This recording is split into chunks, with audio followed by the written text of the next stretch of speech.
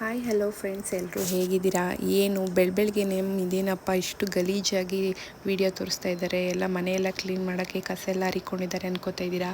ವರಲಕ್ಷ್ಮಿ ಹಬ್ಬಕ್ಕೋಸ್ಕರ ನಾನು ಇವತ್ತು ಮನೆ ಕ್ಲೀನ್ ಮಾಡ್ತಾಯಿದ್ದೀನಿ. ನಮ್ಮ ಪಾಪನ ನಮ್ಮ ಯಜಮಾನ್ರು ನೋಡ್ಕೋತಾ ಇದ್ರು. ನನ್ನ ಮಗನ ಆಲ್ರೆಡಿ ಸ್ಕೂಲಿಗೆ ಕಳಿಸಿ ನಾನು ಮನೆ ಕ್ಲೀನ್ ಮಾಡೋಣ ಅಂತ ಬೇಗ ಮನೆ ಕ್ಲೀನ್ ಮಾಡ್ಕೋಬೇಕು ಅಂತ ಅವ್ರಿಗೆ ಪಾಪು ಕೊಟ್ಬಿಟ್ಟು ಒಬ್ಬಳೇ ಮನೆ ಕ್ಲೀನ್ ಮಾಡ್ತಾಯಿದ್ದೆ. ಈಗ ಆಲ್ಮೋಸ್ಟು ಹಾಲು ಮತ್ತು 2 ರೂಮ್ ಎಲ್ಲ ಕ್ಲೀನ್ ಆಯಿತು. ಮಧ್ಯಾಹ್ನ ಅಷ್ಟರಲ್ಲಿ ನನ್ನ ಮಗ ಬರೋ ಅಷ್ಟರಲ್ಲಿ ನಾನು ಮನೆ ಮತ್ತು 2 ರೂಮ್ ಎಲ್ಲ ಕ್ಲೀನ್ ಮಾಡ್ಕೊಂಡಿದ್ದೆ. ಯಾವುದೇ ಬೇಗ ಕ್ಲೀನ್ ಆದರೂ ಅಡುಗೆ ಮನೆ ಅಂತೂ ಕ್ಲೀನ್ ಆಗೋದೇ ಇಲ್ಲ. ಅದರಂಥ ಕೆಲಸ ಇನ್ಯಾವುದೂ ಇಲ್ಲ ಹೆಣ್ಮಕ್ಳಿಗೆ.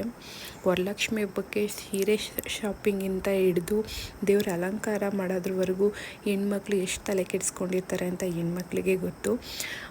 ಅವರು ಅಂದ್ಕೊಂಡಿರೋ ರೀತಿ ಅಮ್ಮನ ಅಲಂಕಾರ ಮಾಡಿ ಅವತ್ತು ಅವರು ಅಲಂಕಾರ ಮಾಡ್ಕೊಂಡು ಅದನ್ನು ಅವ್ರು 3 ದಿನ 4 ದಿನ ನಿದ್ದೆ ಮಾಡದೆ ಅವ್ರಿಗೆ ಈ ಹಬ್ಬ ಮಾಡೋಕ್ಕೋಸ್ಕರ ಕಾಯ್ತಾ ಇರ್ತಾರೆ ನೋಡಿ.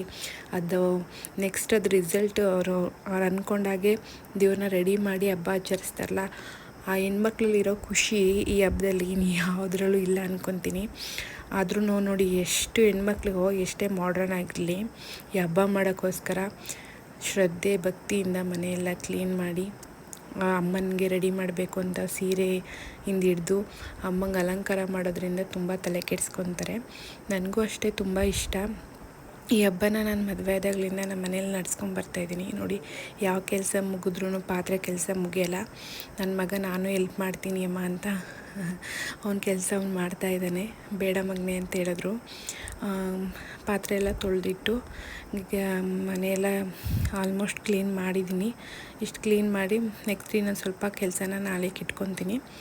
ಎಲ್ಲ ಹೆಣ್ಮಕ್ಳು ಮನೆ ಕ್ಲೀನ್ ಮಾಡ್ತಾ ವರಲಕ್ಷ್ಮಿ ಹಬ್ಬಕ್ಕೆಲ್ಲ ಪ್ರಿಪ್ರೇಷನ್ ಮಾಡ್ತಾಯಿದ್ದೀರಾ.